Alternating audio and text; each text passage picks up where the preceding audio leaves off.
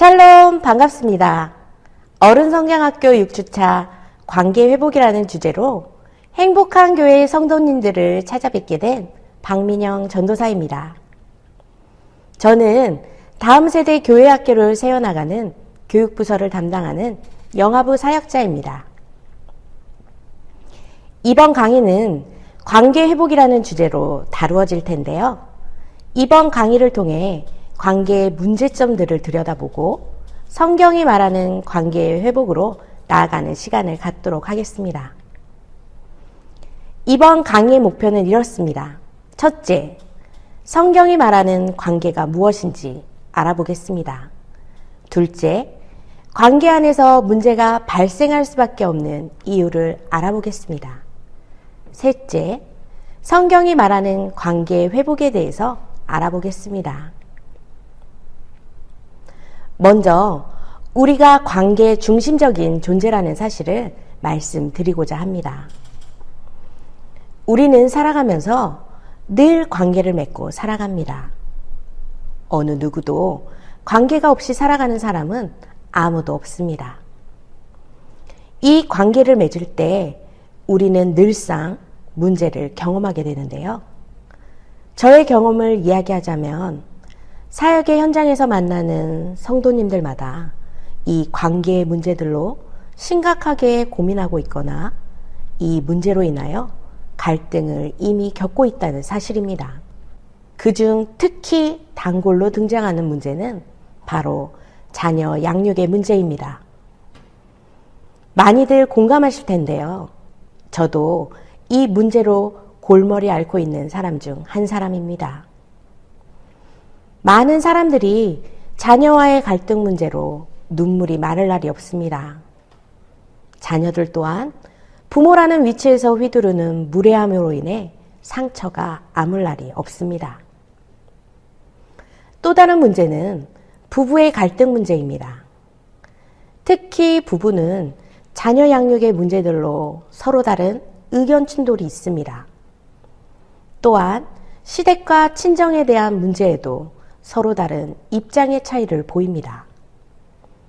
더 많은 갈등의 요소들이 앞다투어 관계를 흔들며 늘상 부부 안에서 존재한다는 사실은 변하지 않습니다. 이렇듯 삶 속 관계의 문제들을 나열해 보았는데요. 어느 하나 가볍게 넘어갈 것이 없고 해결되기란 너무 어렵다라는 사실입니다. 이 모든 삶의 문제가 수면 아래 깔려 보이지 않는 어려운 문제를 낳고 있는데요. 이 모든 것이 관계 안의 문제라는 사실입니다. 그렇다면 관계란 무엇인지 살펴보길 원합니다. 관계의 사전적 의미는 이렇습니다. 둘 이상의 사람이 관련을 맺으며 소통하고 교통하는 것을 관계라 말하는데요. 관계는 한 사람만으로 이루어질 수 없고 대상과 대상을 통해 이루어집니다. 물론 대상 간에 잘 맞는 경우도 있지만 서로의 방식을 고집하는 경우도 있습니다. 그렇다 보니 서로가 서로의 방식으로 끌고 가려는 팽팽한 긴장감이 유지됩니다. 이러한 긴장감 속 관계의 어려움이 발생한다면 극심한 피로감은 이루 말할 수 없을 것입니다. 팽팽한 긴장감과 피로감에 눌려있는 관계는 좀처럼 풀기 어려운 관계가 되고 맙니다. 꼬여버린 실타래를 풀어보신 경험이 있을 것입니다. 실타래가 꼬여 매듭이 꽉 쥐어져 눌려있다면 그 매듭을 풀기란 여간 버거운 것이 아닙니다. 꼬여 풀기 어려운 매듭진 실타래는 끊어내면 됩니다. 그러나 관계의 문제는 이처럼 쉽게 끊어낼 수 있는 문제가 아니라는 것입니다. 사회나 외부에서 맺어진 관계는 맘먹고 끊어내고 걸러내면 정리돼 보이기도 합니다. 그러나 끊어지지 않고 끊을 수 없는 관계도 분명히 있습니다. 바로 가족관계입니다. 끊을 수 없는 가족관계 안에서 빚어지는 팽팽한 긴장감의 연속은 극심한 스트레스와 감정의 소용돌이를 맞이하게 되며 매번 폭발로 치닫는 모습을 보이게 합니다. 이 문제 안에서 가장 힘든 것은 피할 수도, 벗어날 수도, 끊어낼 수도 없는 나날이 반복되는 현실 앞에 무너지고 마는 것입니다. 정말 지옥과도 같은 나날이겠죠. 오늘 저와 여러분은 가장 행복한 관계 안에 놓여 있지만 가장 힘들어하며 스트레스 받는 가정 안의 관계를 회복하며 세워나가는 시간을 갖도록 하겠습니다. 우리는 늘 어렵고 힘든 관계의 실타래를 안고 살아갑니다. 이런 관계의 문제를 우리는 왜 경험하고 있으며 성경은 관계에 대하여 우리에게 어떻게 말해주고 있을까요? 태초에 천지를 창조하신 하나님께서는 모든 피조물들과 관계를 형성하셨습니다. 그리고 하나님은 더 깊은 관계를 맺고 싶으셨습니다. 바로 자신의 형상과 모양을 닮은 존재를 창조하시고 그 존재와 함께 깊은 관계를 맺으셨습니다. 태초에 창조된 사람, 즉 아담은 하나님과 깊은 관계를 맺는 존재였고 그 관계는 완벽했습니다. 그래서 하나님께서 천지를 창조하시고 이렇게 말씀하셨습니다. 창세기 1장 31절입니다. 하나님이 지으신 그 모든 것을 보시니 보시기에 심히 좋았더라. 아멘.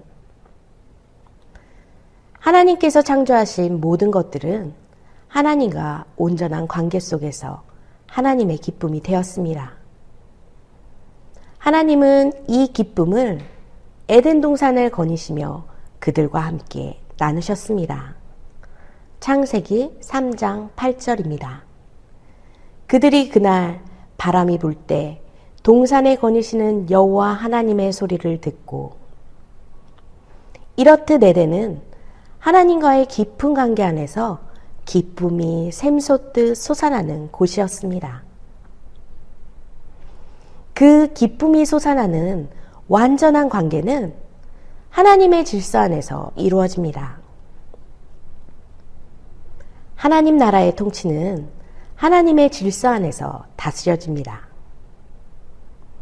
하나님께서는 그 질서 안의 다스림을 하나님의 대리 통치자인 아담에게 부여하셨습니다. 창세기 1장 28절입니다. 하나님이 그들에게 복을 주시며 하나님이 그들에게 이르시되 생육하고 번성하여 땅에 충만하라. 땅을 정복하라. 바다의 물고기와 하늘의 새와 땅에 움직이는 모든 생물을 다스리라 하시니라. 창세기 2장 15절에서 17절 말씀입니다.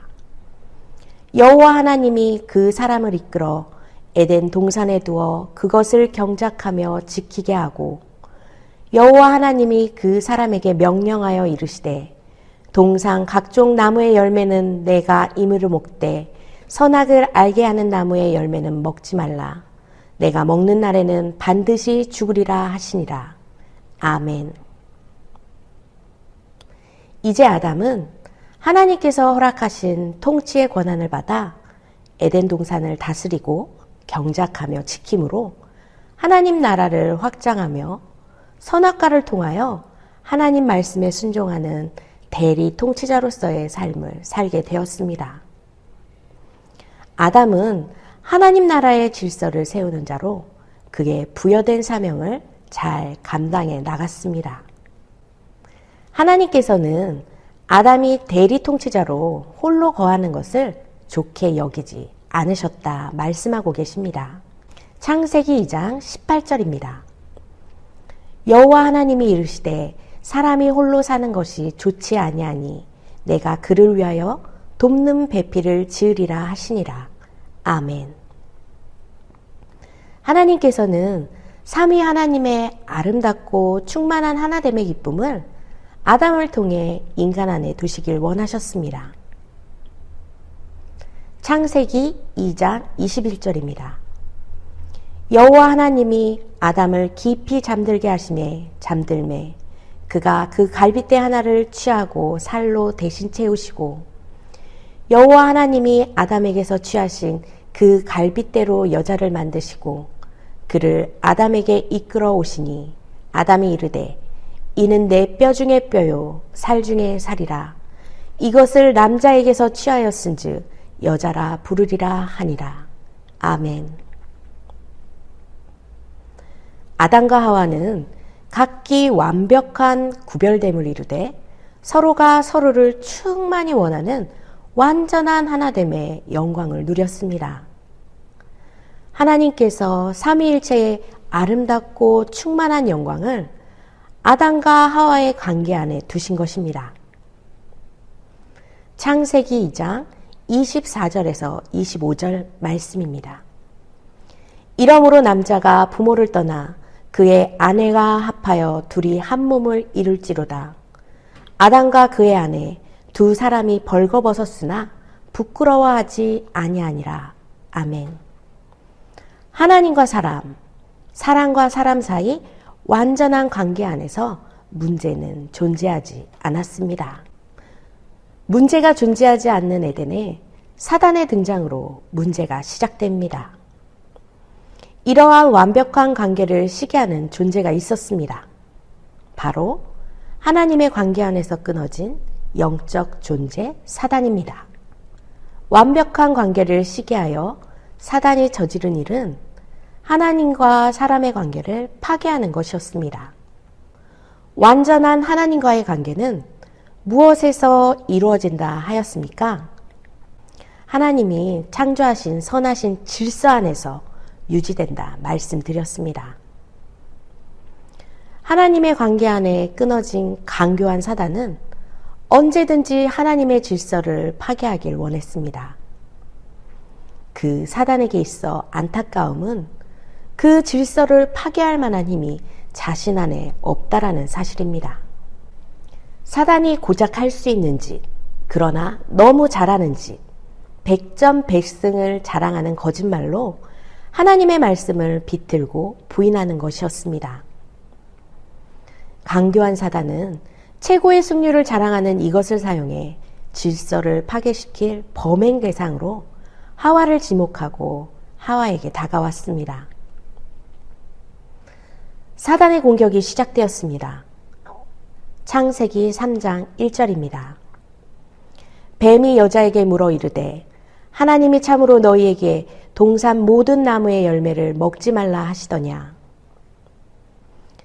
하나님이 동산 모든 나무의 열매를 먹지 말라 하지 않으셨습니다. 다 먹으라 하셨습니다. 하와는 사단의 물음에 하나님의 말씀을 기억하고 말씀을 전합니다. 창세기 3장 2절에서 3절입니다. 여자가 뱀에게 말하되 동산 나무의 열매를 우리가 먹을 수 있으나 동산 중앙에 있는 나무의 열매는 하나님의 말씀에 너희는 먹지도 말고 만지지도 말라 너희가 죽을까 하노라. 아멘. 사단은 하와가 하나님의 말씀을 잘 기억하고 말하는 것에 놀랐습니다. 하와에게 공격은 먹히지 않았고 하와는 넘어지지 않았습니다. 사단은 곧바로 더 교활하게 말씀을 비틀고 부인까지 하며 다시 하와를 공격해 왔습니다. 창세기 3장 4절에서 5절입니다. 뱀이 여자에게 이르되 너희가 결코 죽지 아니하리라. 너희가 그것을 먹는 날에는 너희 눈이 밝아져 하나님과 같이 되어 선악을 알 줄 하나님이 아심이니라. 아멘. 하나님 형상으로 지음받은 인간을 통해 하나님의 질서를 파괴할 타깃이 된 하와의 눈이 먹지 말라 반드시 죽으리라 말씀하신 그 열매가 먹음직해 보였습니다. 하와의 눈이 이 나무의 열매가 먹음직하다고 말합니다. 하와는 누구를 신뢰할지, 누구의 목소리를 들어야 할지 선택할 수 있었습니다. 하나님의 말씀에 순종할 것인가, 사단의 말에 반응하는 육신의 목소리를 들을 것인가, 이렇게 말이죠. 하와는 결국 하나님의 말씀이 아닌 육신이 반응하는 목소리를 선택했습니다. 나무가 줄 지혜를 탐한 하와는 눈이 밝아져 하나님과 같이 되고자 했습니다. 하와는 열매를 먹고 아담에게도 줍니다. 창세기 3장 6절입니다. 여자가 그 열매를 따먹고 자기와 함께 있는 남편에게도 주매 그도 먹은지라. 열매를 따먹은 하와와 아담을 바라보며 사단은 미소 지었습니다. 사단은 이 일로 하나님과의 깊은 관계에서 끊어진 인간의 모습을 보고 내 뜻대로 다 이루어졌어. 나의 승리다. 승리를 만끽했을 겁니다. 여기서 주목해야 할 것이 있습니다. 사단이 승리를 만끽하도록 하나님의 대리통치자인 아담은 무엇 하고 있었습니까? 아무것도 하지 않고 하와가 준 열매를 받아 먹었다는 사실입니다. 하나님의 대리통치자로 세움받은 아담은 어떻게 해야 했습니까? 뱀이 나타나자마자 뱀으로부터 하와를 보호해야 했으며 거짓을 말하는 뱀의 머리를 힘껏 내리쳐야 했습니다. 하나님이 창조하신 전체 피조세계의 질서는 아담의 책임하에 있었기 때문입니다. 그러나 아담은 이 사건에서 아무것도 하지 않았습니다. 아담은 하나님이 선악과를 먹지 말라는 말씀을 지킬 수 있도록 아내 하와를 잘 인도해야 했습니다. 승리의 기쁨은 사단이 아닌 대리통치자 아담을 통해 선포돼야 했습니다. 아담이 대리통치자로서의 사명을 잘 감당했다면 하나님과 아담 그리고 하와의 관계는 온전하였을 것입니다. 그러나 이 일을 행하지 못함으로 어떻게 되었습니까? 하나님의 대리통치자로서의 직무를 행치 않은 모습은 하나님의 질서를 파괴시키고 말았습니다. 더 이상 하나님의 질서는 유지되지 않습니다. 그로 인해 결국 관계 또한 깨지고 말았습니다. 이젠 하나님의 질서가 아닌 자신들의 질서를 만들기 위해 분주하게 뛰어다니고 있습니다. 하나님의 질서를 거부하는 순간부터 그들은 스스로의 그 질서를 세워야 했습니다. 그 첫 번째 행위가 분주하게 다니며 자신의 부끄러움을 스스로 가리기 시작했다는 사실입니다. 이제 상대에게 보여지는 나의 치부는 나를 해할 수 있는 무기가 되고 말았습니다. 그래서 가려야 하는 것이죠. 하나님의 질서가 깨지고 그 관계 안에서 떠나자 서로의 약점을 찾기 시작했습니다. 왜일까요? 스스로 누가 더 최고의 하나님인가를 놓고 경쟁하고 싸우기 시작했기 때문입니다. 이젠 깨어진 관계 아래 우위를 찾기 위한 우리의 방식은 상대의 부족함을 찾아 상대의 방식을 무시한 채 내 방식을 고집하는 것이 되고 말았습니다. 자녀와의 갈등이 왜 있습니까? 자녀의 부족함을 내 방식대로 끌고 가려는데 좀처럼 되지 않기 때문입니다. 부부와의 관계도 마찬가지입니다. 서로의 방식을 고집하며 팽팽한 긴장감이 유지되더라도 양보의 자리로 절대 내려오지 않습니다.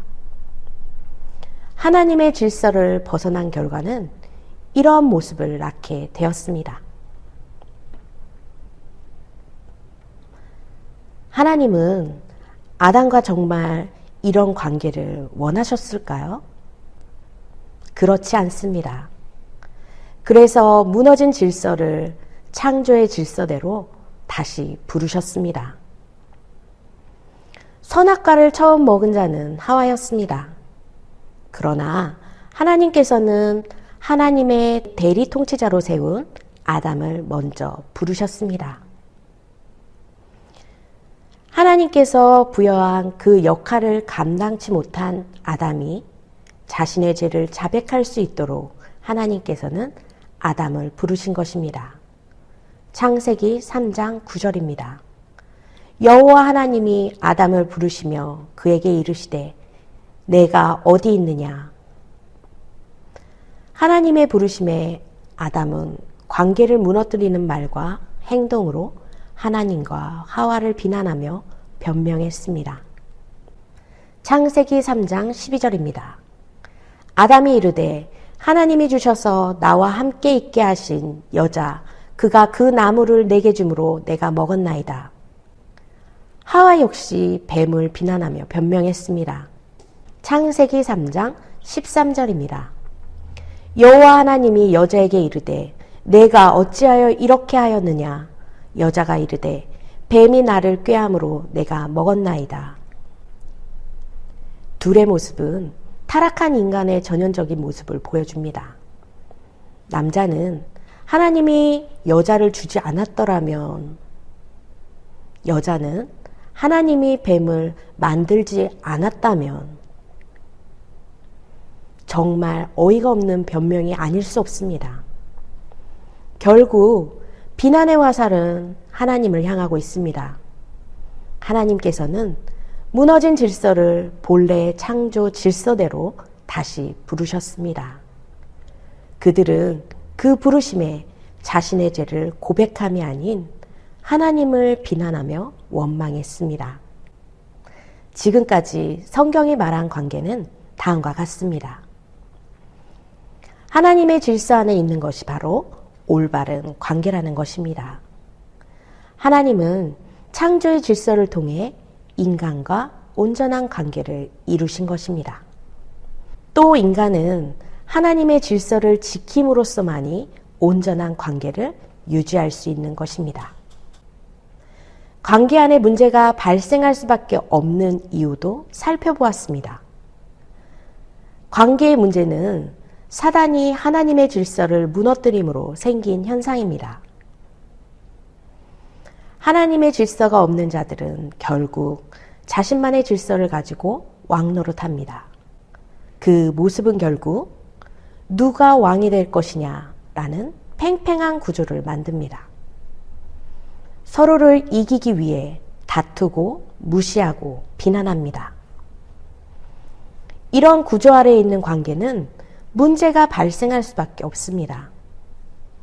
그렇다면 이 문제를 하나님께서는 어떻게 심판하셨을까요? 하나님은 창조의 질서와 동일하게 심판이 질서 가운데 이루어지게 하셨습니다. 하나님은 사람부터 심판하지 않으셨습니다. 가장 먼저 사단을 심판하셨습니다. 사단은 하나님의 형상으로 지음받은 인간을 자신의 형상으로 바꾸어 놓았습니다.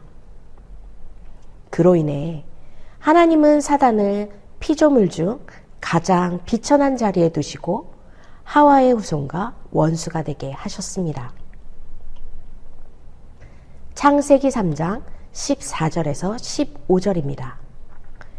여호와 하나님이 뱀에게 이르되 내가 이렇게 하였으니 내가 모든 가축과 들의 모든 짐승보다 더욱 저주를 받아 배로 다니고 살아있는 동안 흙을 먹을지니라. 내가 너로 여자와 원수가 되게 하고 내 후손도 여자의 후손과 원수가 되게 하리니 여자의 후손은 내 머리를 상하게 할 것이요. 아멘. 그 다음 심판의 대상은 하와였습니다. 하와를 향한 하나님의 심판은 여자를 관계의 고통 가운데 두셨다는 사실입니다. 창세기 3장 16절 하반절입니다. 너는 남편을 원하고 남편은 너를 다스릴 것이라 하시고, 하와는 창조의 질서 안에서 아담의 다스림을 받아왔기 때문에 이 문제 앞에 크게 달라진 것이 없어 보입니다. 그러나 이젠 남자가 여자를 다스리는 리더십엔 사랑과 섬김이 존재하지 않습니다. 사랑이 빠진 관계 안에서 오직 남자는 여자의 모든 공로를 착취하며 다스릴 뿐입니다. 이 문제는 오늘날까지 계속 이어지고 있습니다. 여자의 헌신과 섬김은 엄마라는 이름 아래 당연한 것으로 취급받으며 부인되고 묵살되어 왔습니다. 이러한 모습 안에 심판의 결과가 담겨져 있는 것입니다. 가정은 여자의 수고와 헌신 가운데 세워지는 공동체입니다. 그 공동체 안에서 수고와 헌신이 무시되고 짓밟혀왔으니 여자들이 화병을 앓고 살아가는 것은 당연한 듯 보입니다. 이것은 우리네 어머니와 할머니 시대를 거슬러 올라가면 올라갈수록 더욱 심한 착취와 짓밟힘이 있어 왔다는 사실입니다. 지금 현재를 살아가고 있는 여자의 모습은 어떻습니까? 여성의 인권이 높아져가는 시대를 살아가고 있습니다. 아무리 여자가 남자보다 높은 사회적 위치에 놓여 있다 하더라도, 또한 더 높은 기대 수익을 창출한다 해도 여자의 헌신과 수고는 가정관계 아래 계속 요구되어지며 벗어날 수 없는 현실의 문제가 되고 말았습니다. 사회는 앞다투어 무겁고 버거운 여성 인권 해방을 요구하며 그 짐을 나눠지자 말하지만, 가정 안을 깊이 들여다보면 엄마의 자리가 필요하다고 외치는 아우성의 목소리가 들려옵니다. 아무리 그 자리를 벗어나 스스로가 만족하는 자리와 위치에 있다 하더라도 내가 비운 그 자리엔 관계 아래 지쳐 버거워하고 있는 또 다른 여자가 그 자리에 가중한 짐을 메우며 살아가는 문제의 구조 아래 놓여져 있다는 것입니다. 그 자리의 부재는 그 집을 쉽게 무너지게 만들었습니다. 가정 관계 안 여자의 자리는 벗어날 수 있는 자리가 아니라는 사실을 직시해야 하겠습니다. 또한 돕는 배필이 되고자 해도 남편은 아내의 말에 좀처럼 수긍하며 인정하려 들지 않고 무시하며 정복하려 한다는 것입니다. 또한 돕는 배필이 되고자 해도 남편은 아내의 말에 좀처럼 수긍하며 인정하려 들지 않고 무시하며 정복하려 한다는 것입니다. 그로 인한 갈등은 지금의 현실에서도 계속되고 있습니다. 기회만 되면 여자는 남성 안에서 자신의 뜻이 세워지길 바라며 남편을 조정하며 끌고 나가려 합니다. 그것이 나쁘다고 하는 것이 아닙니다. 그 안에 아무리 좋은 의도가 깔려 있다 하더라도 남편은 여자의 의견을 좀처럼 받아들이고 수용하려 들지 않고 똥꼬집 부리며 어긋장을 놓기 일쑤입니다. 이렇듯 갈등은 타락한 결과로 나타난 것입니다.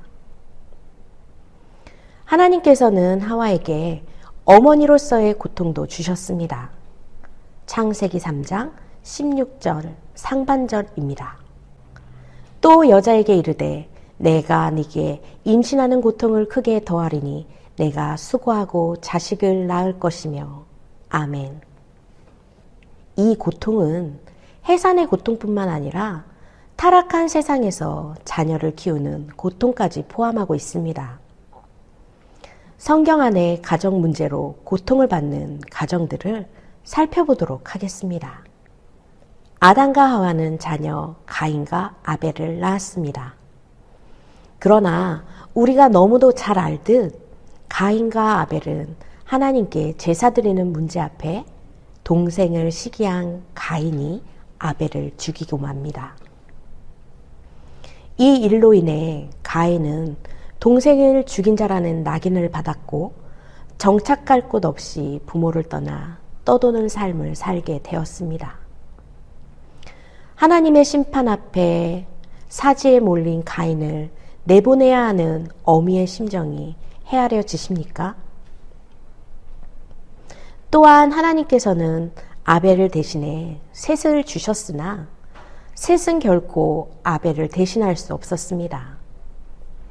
셋을 볼 때마다 사지에 내몰려 떠도는 가인이 밟혔을 것이고 세상을 떠난 아벨이 또한 그리웠을 것입니다. 타락한 세상에서 자녀를 키우는 어머니로서의 삶을 사는 것은 쉬운 일이 아닙니다. 이렇듯 우리 안에서 일어나는 자녀와의 관계의 문제는 타락의 결과로 나타난 것입니다. 마지막 하나님의 심판의 대상은 아담이었습니다. 아담을 향한 하나님의 심판은 존재에 대한 고통 가운데 두셨다는 겁니다. 창세기 3장 17절에서 19절입니다. 아담에게 이르시되 내가 내 아내의 말을 듣고 내가 내게 먹지 말라 한 나무의 열매를 먹었은즉 땅은 너로 말미암아 저주를 받고 너는 내 평생에 수고하여야 그 손을 먹으리라. 땅이 내게 가시덤불과 엉겅퀴를 낼 것이라. 내가 먹을 것은 밭의 채소인즉 내가 흙으로 돌아갈 때까지 얼굴에 땀을 흘려야 먹을 것을 먹으리니. 남자는 세상을 향해 진취적으로 나아가며 하나님의 대리자요 왕으로서 다른 피조물들을 다스리도록 만들어졌습니다. 그에게는 에덴 동산을 경작하고 지켜야 할 의무가 있었습니다. 죄에 대한 심판의 결과로 노동의 가치가 변하고 말았습니다. 이젠 그의 노동과 수고와 땀이 달라졌습니다. 기쁨으로 행하며 만족과 성취를 누렸던 노동과 수고의 땀이 힘겨운 고역이 되고 말았습니다. 인생의 한순간 슬픔과 좌절과 고통으로 가득 차게 되었습니다. 이 문제는 오늘날까지 계속 이어지고 있습니다. 아담은 대리 통치자로 문제를 직시하고 그것을 회복하며 새어나가는 존재로서가 아닌 그 자리를 회피하고 부인하고 방관하는 자리를 선택했습니다. 그로 인해 남자에게선 질서 세움을 기대하기란 어렵게 되었습니다. 가정 안에서 보이는 입장 차이로 인한 관계의 문제들 앞에 남자는 더 이상 앞이 아닌 뒤도 아닌 방관과 묵인의 자리에서 더 큰 소리로 누군가의 희생을 통해 무언가를 얻어내려고 합니다. 바로 여자를 통해서 말이죠. 시댁과 친정과의 갈등이 이런 문제들 안에 있습니다. 한 번도 완벽한 관계를 가져본 적이 없는 남편이 결혼과 동시에 여자에게 그 무거운 짐을 떠넘기며 시댁과 친정 사이 관계를 유지하려 하다 보니 문제가 없을래야 없을 수 없게 되고 말았습니다. 이렇듯 남자, 여자 모두 존재의 가장 깊은 곳에서부터 고통을 겪는 심판을 받은 것입니다. 여자와 남자에게 내려진 저주는 어떠합니까? 여자는 관계의 고통이며 남자는 존재에 대한 고통이라 말씀드렸습니다. 이 두 저주의 결국은 죽음을 맞이하게 되었다는 것입니다. 우리 모두는 이 힘겨운 삶을 살다 죽음을 맞이하게 된다라는 사실입니다. 죽음은 어느 누구도 벗어날 수 없습니다. 우리 모두는 이 죽음 앞에 관계와 작별을 고해야 하고 일, 삶과도 작별을 고해야 합니다. 성경은 죄가 가져다 준 고통 아래 미래에 겪게 될 저주를 이렇듯 생생하게 보여주고 있습니다. 그것은 바로 우리가 먼지로 돌아간다는 사실입니다. 창세기 3장 19절 하반절입니다. 내가 그것에서 취함을 입었음이라. 너는 흙이니 흙으로 돌아갈 것이니라 하시니라. 아멘. 너무나 허무한 인생이지 않습니까? 고통 가운데 살다 먼지로 돌아가니 말입니다. 예수님께서 자신을 은 30에 판 가룟 유다를 향해 이렇게 말씀하셨습니다. 마태복음 26장 24절입니다. 인자를 파는 그 사람에게는 화가 있으리로다. 그 사람은 차라리 태어나지 아니하였더라면 제게 좋을 뻔하였느니라. 사단의 앞잡이가 되어 예수님을 넘긴 인생, 바로 사단의 지배 아래 사단의 형상을 따라 살아가다 죽음을 맞이하는 존재는 이 세상에 태어나지 아니함이 좋을 뻔한 인생이었다 평가받고 있는 것입니다.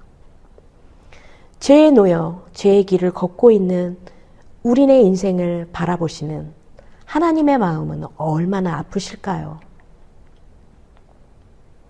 하나님께서는 사단의 형상을 따라 그 지배 아래 저주받은 인생을 살도록 우리를 내버려 두지 않으셨습니다.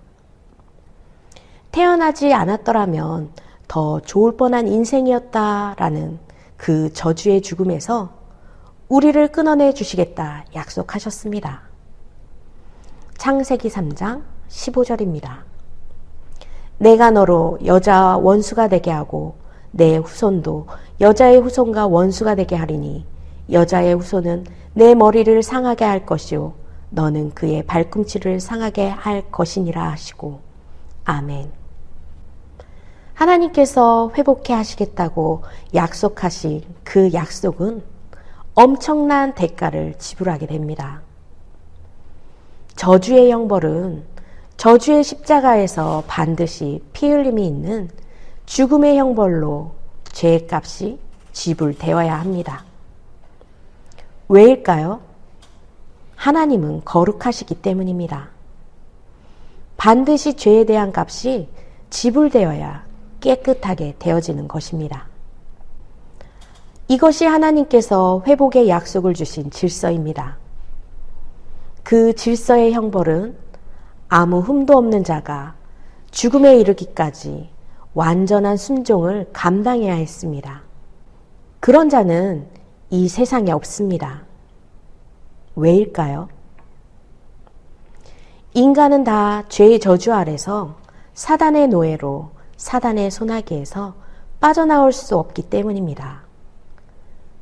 그러니 죄의 권세에 눌려있는 자가 어떻게 하나님의 선하신 계획을 바라볼 수 있고 하나님 앞으로 나아갈 수 있겠습니까?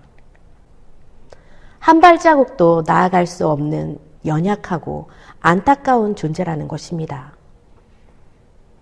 그래서 하나님은 이 약속을 이루는 자로 인간을 세울 수 없으셨습니다. 하나님은 독생자 예수 그리스도를 저주의 십자가에 내어드리심으로 저주 아래 있는 인생을 하나님의 질서 안에 인생으로 다시 회복해 하셨습니다. 이것은 엄청난 놀라운 계획이며 약속된 완전한 사랑입니다. 예수님은 하나님이십니다. 또한 삼위 안에서 성자가 되십니다. 예수님께서는 성부 하나님께서 인간을 사랑하사 은혜 베푸시길 원하시는 놀라운 약속의 말씀에 기꺼이 순종하심으로 저주의 십자가를 지셨고 우리는 그로 말미암아 하나님 자녀의 신분을 회복할 수 있게 되었습니다. 막혔던 담이 헐어졌습니다. 성전의 휘장이 하늘로부터 땅 아래로 찢어졌습니다. 그 관계는 인간의 편에서가 아닌 하나님 편에서 은혜의 방편으로 허락하여 주신 은혜의 선물인 것입니다. 이제 우리는 더 이상 종이 아니라 아버지의 아들이 되었습니다. 하나님께서는 예수님 안에 권세를 주시고 모든 사단의 권세를 무찌르셨습니다. 그러기에 하나님 아버지의 자녀된 우리는 내 권세가 아닌 예수님의 권세로만 사단을 무찌를 수 있고 하나님 앞으로 나아갈 수 있는 것입니다. 여기 심지가 견고한 초가 있습니다. 혹시 심지가 무딘 초에 불을 붙여 보신 적 있으신지요? 불을 붙였다 싶으면 꺼지고 어렵사리 불을 붙였다 싶다가도 쉽게 꺼지는 모습이 우리의 모습과 같습니다. 관계의 모습도 이와 같습니다. 우리는 관계에 문제가 생기면 나로부터 시작됨을 인정하고 죽으리라는 자기 희생의 각오로 불을 붙입니다. 그러나 심지가 약해 불을 붙이는데도 힘들고 여러 번의 시도 끝에 간신히 불을 붙였다 싶다가도 외부의 영향에 쉽게 꺼지는, 이러다 지치고 저러다 짜증나고, 이렇듯 자기 희생으로 시작된 헌신은 금세 힘에 붙여 번아웃의 상황과 마주하기 부지기수입니다. 이처럼 회복은 나로부터 시작되어 이룰 수 없다라는 사실입니다. 다시 한번 강조하겠습니다. 회복은 나로부터 시작되어 이룰 수 없다. 그렇다면 누구를 통해 이루어집니까? 오직 예수 그리스도를 통해 이루어질 수 있습니다. 이렇듯 회복은 오직 예수님뿐입니다. 나로부터의 집은 무너지고 맙니다. 우리는 관계에 문제가 생길 때 같은 문제로 갈등을 겪는 사람을 찾아가 위로를 받거나 매스컴을 통해 갈등의 노하우를 전해받거나 심리학에 기반을 둔 심리치료 및 상담 등을 통해 갈등을 해결해 받고자 합니다. 요즘 많은 교회들이 심리학에 뿌리를 두고 성도들의 관계 회복 상담 치료를 진행하고 있습니다. 심리학의 열쇠는 자아의 실현으로 나에 집중되어 있으며 나의 행복에 초점을 두고 있습니다. 심리학은 보조적 수단이지 깨어진 관계를 회복할 완벽한 열쇠는 아닙니다. 사단은 뿌리 깊은 관계의 문제가 회복되는 진정한 길을 가려버립니다. 나의 노력 없이 오직 믿음으로 은혜의 선물을 받아 회복을 누리는 것이 가당키나 한가? 라는 의심의 씨앗을 뿌립니다. 오직 믿음만으로 관계 회복은 누릴 수 없어. 이렇게 말하며 우리의 눈이 세상의 방법을 탐하도록 합니다. 사단은 계속해서 썩어 없어질 세상에서 그 해답을 찾도록 우리의 발걸음을 분주하게 하고 영적 눈을 가립니다. 관계 회복의 열쇠는 오직 예수 그리스도 안에 있음을 확신하시기 바랍니다. 이제 마지막으로 성경이 가리키는 관계 회복으로 나아가려 합니다.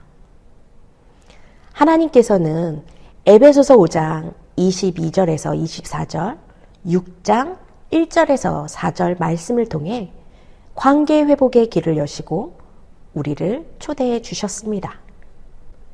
관계 회복의 시작은 죄를 심판하신 질서와 같이 회복 또한 질서 안에서 이루어진다 말씀하십니다. 먼저 아내들에게 회복의 질서를 선포합니다. 에베소서 5장 22절에서 24절입니다. 아내들이여 자기 남편에게 복종하기를 주께 하듯 하라. 이는 남편이 머리된과 같음이니 그가 바로 몸의 구주시니라. 그러므로 교회가 그리스도에게 하듯 아내들도 범사에 자기 남편에게 복종할지니라. 아멘. 하나님께서 이렇듯 아내들에게 완전한 질서를 다시 상기시켜 주셨습니다. 하나님은 하나님의 나라를 다스리는 자로 아담을 대리 통치자로 세우셨다라는 것입니다. 그 통치에 순복하라는 것입니다. 이런 반문을 하실지 모르겠습니다. 남편이 남편다워야죠. 당최 본받을 만한 것이 없다니까요. 눈 씻고 찾아봐도 없다니까요. 이 말은 본받을 만하다면 따르겠다는 말입니다. 남편은 본받을 만한 존재가 되지 못합니다. 하나님의 말씀이 여러분들의 남편을 대리 통치자로 세우셨으니 아무리 부족한 남편이라 할지라도 반드시 그를 통해 가정의 관계를 온전하게 세우신다는 약속을 믿으시기 바랍니다. 하나님께서 여러분의 부족해 보이는 남편을 통해 관계회복의 일을 시작하실 것입니다.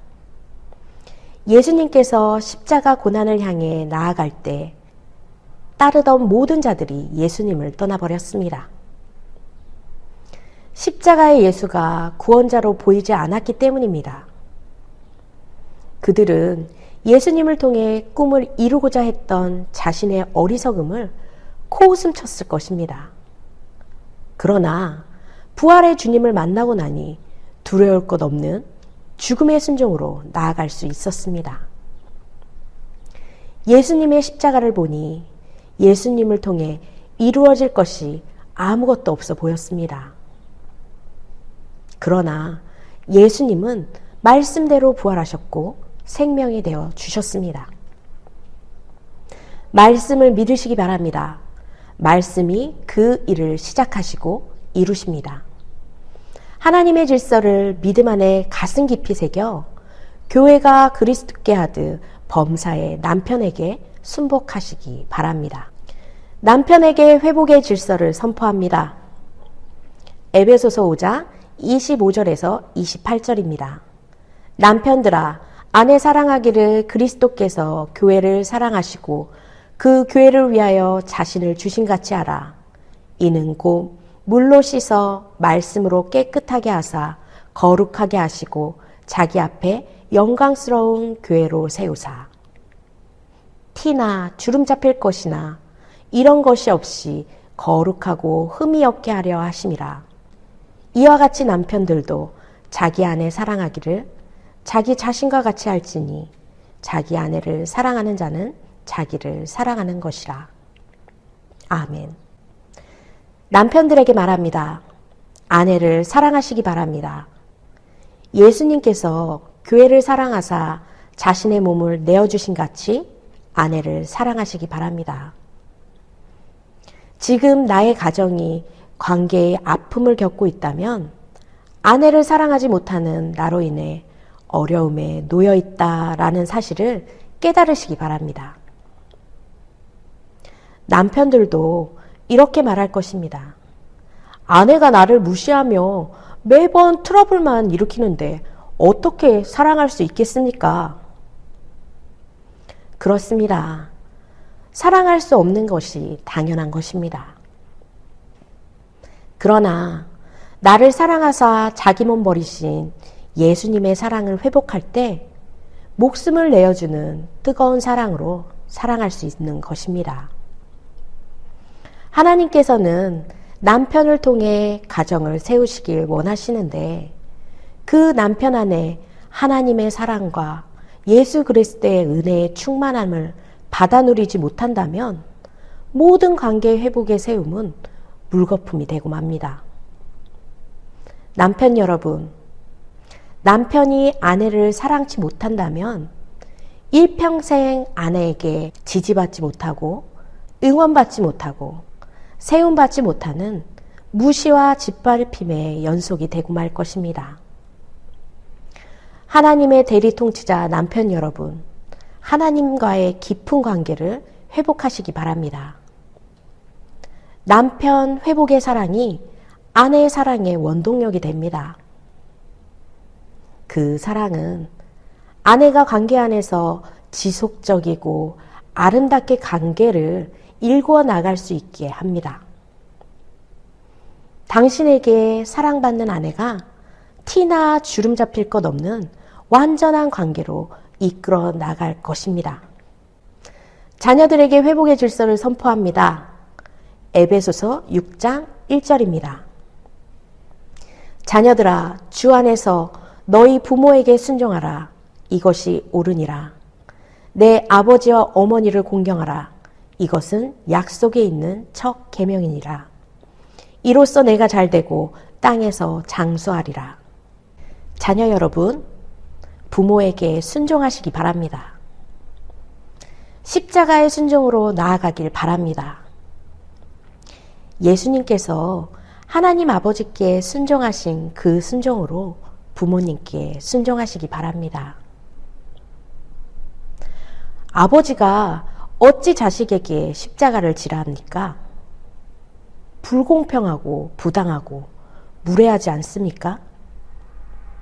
그런데 만약 예수님께서 하나님 아버지의 마음과 뜻하심을 알지 못하고 십자가를 나보고 지라고요? 하나님이 주세요 했다면 우리는 하나님이 계획하신 약속의 회복을 경험하지 못하고 계속해서 사단의 저주 아래 살아도 죽은 것과 같은 인생을 살고 있는 것이 되고 맙니다. 자녀들에게 묻겠습니다. 부모의 자그마한 간섭에도 여러분은 쉽게 분노하지 않습니까? 예수님의 순종이 없었다면 여러분은 사단의 조종으로 자유를 빼앗긴 비천한 자로 전락되고 마는 것입니다. 자녀들에게 말합니다. 묻지도 따지지도 말고 부모님 마음 헤아리는 훈련을 하시기 바랍니다. 순종이 가능해서 할만해서 합당하고 합리적이어서 순종하는 것이 아닙니다.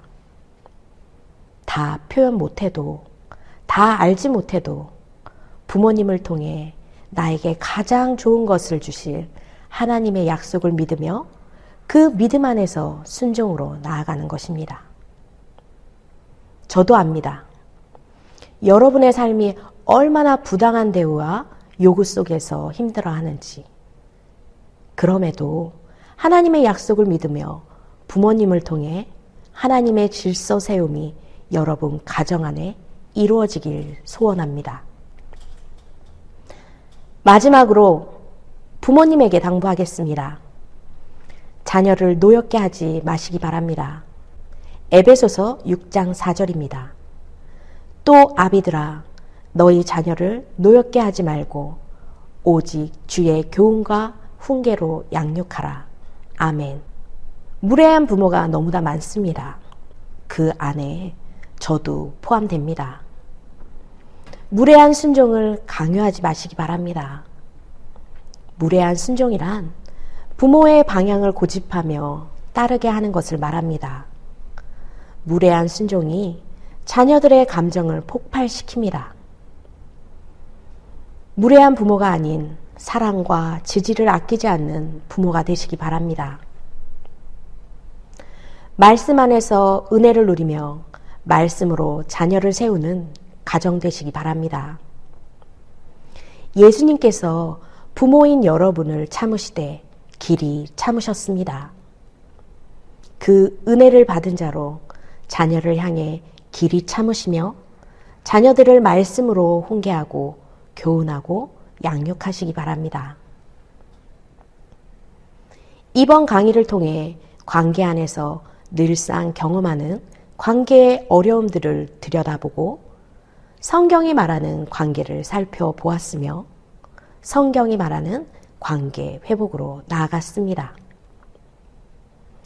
타락이 가져온 하나님의 질서 파괴로 인해 관계의 어려운 나날들을 왜 보내야만 했는지 깨닫는 시간이 되었습니다.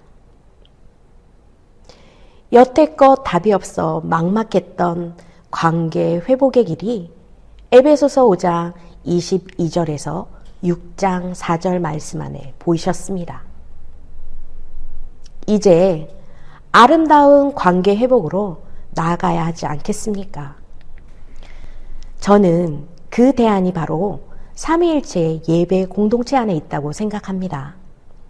예배와 교육부서와 가정이 하나 되어 하나의 말씀을 품고 그 말씀 안에서 가정의 질서를 회복하며 말씀을 나누는 실천적 애씀으로 나아가길 원합니다.